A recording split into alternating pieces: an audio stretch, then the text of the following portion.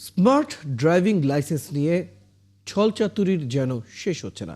যাদের গাফলতি আর অদক্ষতায় কার্ড পেতে এত ভোগান্তি, তাদেরই আবার কাজ দেওয়ার চেষ্টা চলছে বলে অভিযোগ উঠেছে।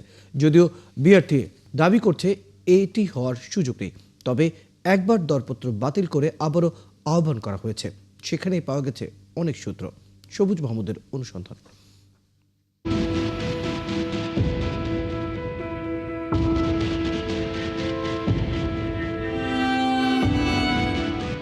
বিআরটিএর স্মার্ট ড্রাইভিং লাইসেন্সের ভোগান্তি যেন শেষই হচ্ছে না।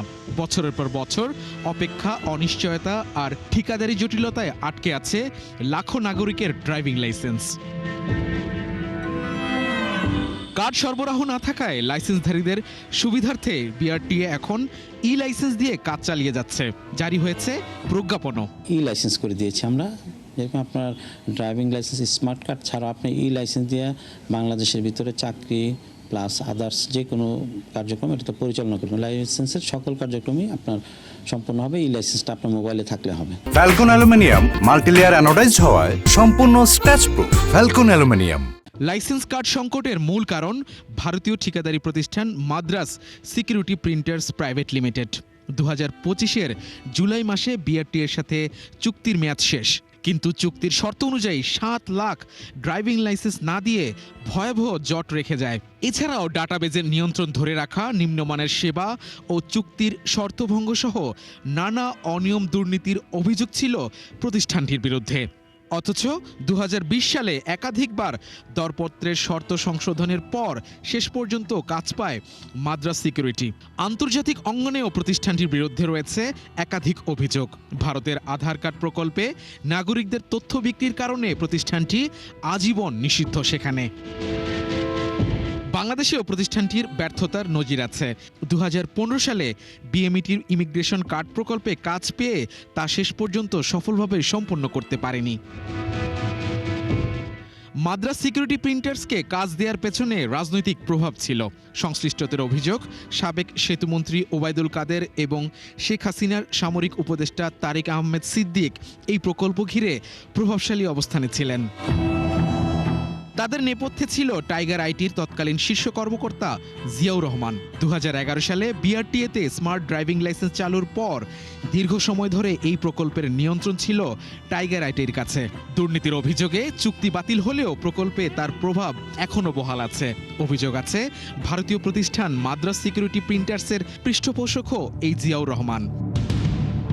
মাদ্রাস সিকিউরিটির সাথে চুক্তির মেয়াদ শেষ হওয়ার পর আগস্ট 2025-এ নতুন করে টেন্ডার আহ্বান করে বিআরটিএ, কিন্তু তাও বাতিল করা হয়। ওখানে আমরা যে কন্ডিশনগুলো দিয়েছিলাম কেউ ফুলফিল করতে পারেনি, কারণ একটা টেন্ডার দিয়ে একটা প্রতিষ্ঠানকে নিয়োগ দিলে আমাদের তো পারপাসটা সার্ভ করতে হবে। আমাদের যেভাবে লাইসেন্সটা চাচ্ছিলাম, যেভাবে ডেলিভারি দেওয়া, সেই ধরনের সক্ষম প্রতিষ্ঠানকে আমরা পাইনি।